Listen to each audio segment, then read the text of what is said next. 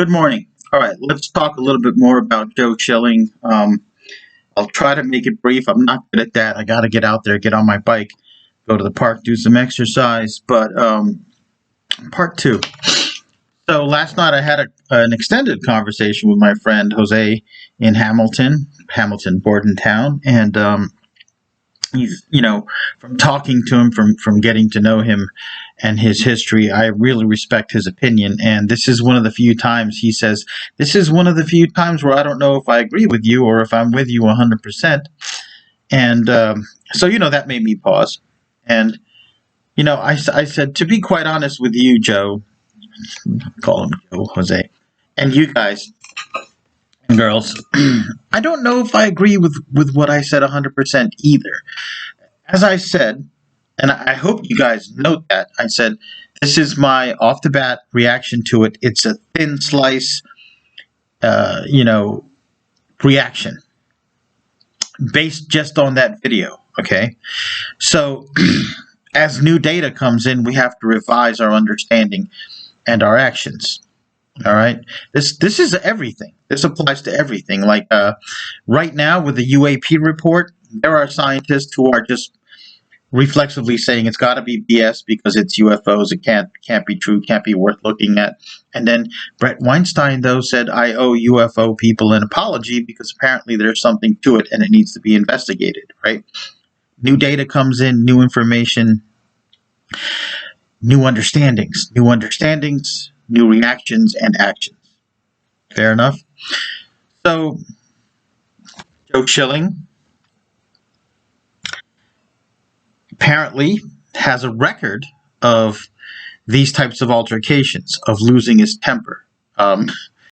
That's going to weigh against him in court. That's going to make it seem a little bit more malicious. All right.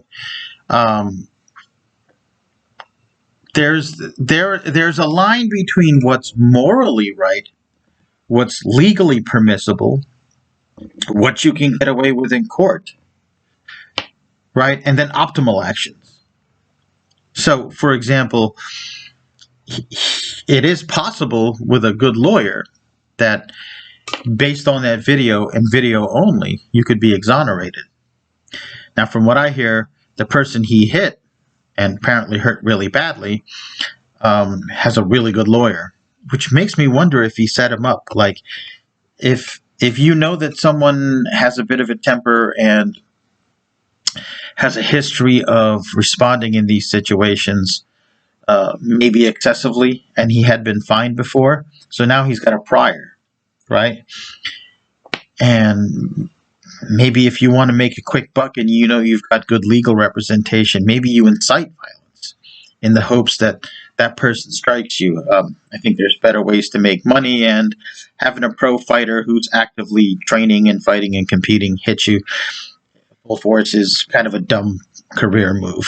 All right. But, also we weren't there. We don't know what was going through someone's mind, and we don't know what's happening in that situation. I talked about the various variables. I talked about, maybe he could have checked to see if there were other assailants. Maybe he could have used a kick to the chest, which would have knocked the guy back, like a teep or a front thrust kick for us people that have a traditional background. Maybe that would have been fine. Jose says this guy has competed in MMA, and he has quite a bit of MMA training, including grappling. He could have simply ducked his head, closed the distance, grabbed, taken him down. See, I didn't know that. I didn't know the extent of his grappling and control training. All right. And if you have that option and you're facing someone who's not a skilled fighter, a trained fighter like yourself, and the person was smaller, right? Although aggressive, although you don't know if the guy has a knife. But if the guy has a knife, it's still not necessarily a bad idea to come in and get wrist control. It's a very complicated thing, right? Self-defense shouldn't cross the barrier into self-offense, right? You have to show judgment and you have to show restraint, even if it's not necessarily what you feel like you want to do or is in your best interest, it is in your best interest because the law will come down on you, folks. The law can be merciless. And the law is tilted towards anybody who has better legal representation, and oftentimes that comes down to money and social connections. It's not fair, but that's the way it is. Okay. Um, I also want to say, Jose was telling me about uh, Joe Schilling's sort of past mental state. Apparently, he was in his kickboxing career a level-headed guy, more or less. Fighters are aggressive. That's why they fight. But as time went by, especially when he switched over to MMA, he became more aggressive and got involved in more incidents. And he talked about a very disgusting incident in the gym where some homeless guy off the street was like, "Can I use your shower?" And they were like, "Fine, go ahead," you know. But the guy was taking forever, and Joe was done working out and wanted to go in there and take a shower. And they found the guy sodomizing himself with a dildo. And they kicked him out. And when he was out they kicked him out, I think Jose said naked. And when he was out on the street, Joe Schilling actually kicked him, like assaulted him, even though at that point he's not necessarily a threat. That is crossing the line, and you will get prosecuted for that. And I believe he got some type of fine. So Jose tells me he believes that this guy is going to take him to court and sue him for house and home, and that he's going to get close to $1 million or in excess of $1 million in a settlement, possibly, right? Obviously, the point of a settlement is, hey, if this is what you want, well, can we give you a little bit less out of court and just give it to you, you know, immediately without all the hassle of going to court. So that's the state of the law, right? If it's not worth dying over, if it's not an immediate, imminent threat, you've just got to be careful. And when you neutralize a threat, you have to realize you're done. Like, I think the most popular martial art technique in young men's eyes these days is the ground and pound. They want to knock the opponent down, get on top of them, and ground and pound them. But to be honest with you, it's probably the least legally defensible thing you can do to someone. When you take that person down, leaping on top of them, pinning them down, and punching them repeatedly in the face, it's not going to look good in court because they're going to be like, why he was no longer a threat. Taking someone down, grappling them, pinning them, there are situations when that's a really good thing to do.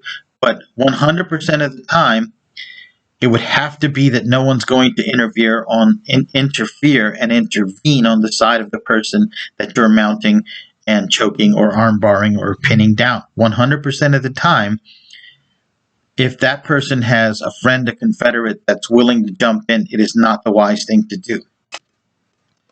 Right? Maybe like something like a standing knee on belly, but still you're immobilized and you're very committed to where you are in space, and, you know, a little bit less able to defend yourself from another attacker. So these are the considerations of self-defense, right? Joe Schilling.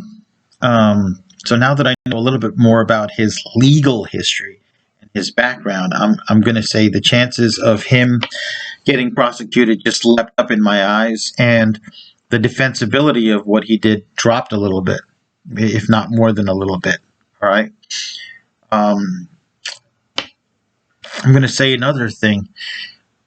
When Jose said that he became more of an ornery person, involved in more violent altercations and more aggressive as he got into MMA, I think the culture of MMA is very different than kickboxing. MMA is still relatively new, and many of the trainers in MMA have a different mentality, right?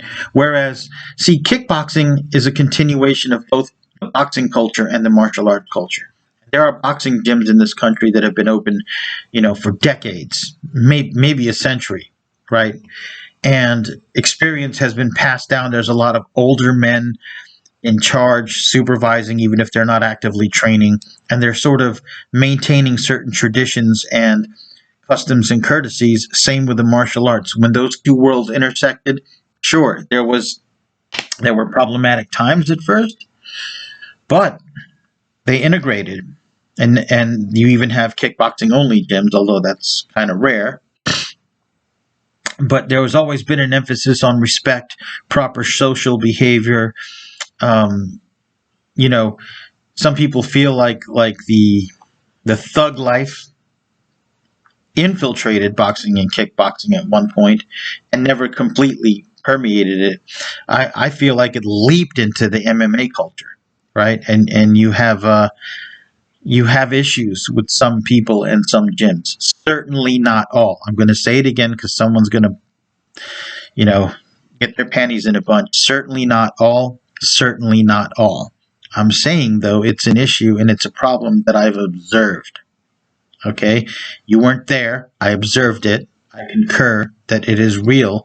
Some MMA people, some MMA coaches and gyms lack this willingness to sublimate their anger, to control their tempers, to try to behave in a way that's upright and provides a good image. I think it's a problem. It's a problem in athletics and human behavior as well. And I think some places do it better than others. Some cultures do it better than others. It's just a fact of life. And lastly, Joe Schilling, if it is true that at some point he, Jose was saying he got defeated in a couple of fights and it sort of made it easier to knock him out. This is consistent with trauma, brain trauma. And, if someone's been knocked out a few times really hard, then it kind of gets easier to knock them out as time goes by. And you often see behavior changes. You see problems with impulse control, problems with aggression, increase in, sort of unrestricted sexual activity, drinking, smoking, inability to stick to their diet for fighters, right? You'll often see these less desirable behaviors. And it is also consistent with brain trauma. A historical example is Vlad Dracula.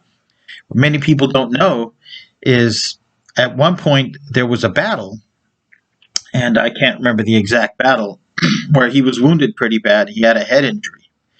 And he recovered, but many of the historical records of people around him that wrote down their accounts of his behavior said that's when he started to become so violent that he began to kill many of his own citizens, right? He said, I'm going to solve the homelessness and poverty problem, and he invited all the poor people to his castle for a giant feast, and he fed them, and then he impaled them all, right? Certainly not the mark of a good monarch, and head trauma may have led to that, right? All of this is going to factor into Joe Schilling's court case. Certainly, I don't wish harm on anybody, and I don't know him well enough. I don't want to see a fighter's promising career destroyed, but, if I could go back in time and talk to him, I'd be like, hey, man, step back. When someone gets up in your face, don't bump back up to him. Get up a fence, get up a wall. Don't get involved in unnecessary violence. Maybe even simply just getting your hands up would have diffused that situation. And certainly if he threw a punch or drew a knife, you'd be that much more prepared, right? So I hope that's been a productive addition to this. And Jose, if you're watching, that conversation that we had certainly stuck in my mind. I'm not completely revising what I said, but I am factoring all this in. And certainly, if you can avoid unnecessary violence and excess force, do so. And that goes for you cops, too. I wish you guys would consider that. All right, y'all have a nice day.